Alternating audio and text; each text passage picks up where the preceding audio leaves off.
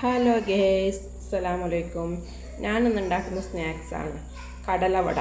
Green peas വട, പരിപ്പ് വട അങ്ങനെ കേട്ടില്ല, അതേപോലെ കടലവട.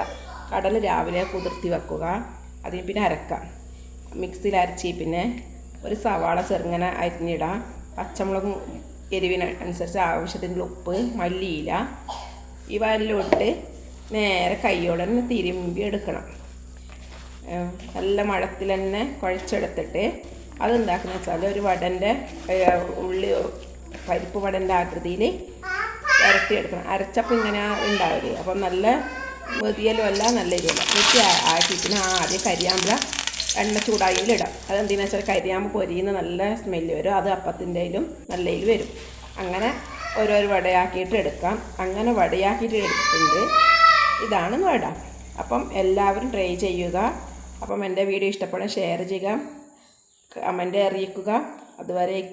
അതുവരേക്കും അസ്സലാമു അലൈക്കും. അപ്പം അടുത്ത വീഡിയോ വരുന്നവരെ ടാറ്റാ, ബൈ ബൈ.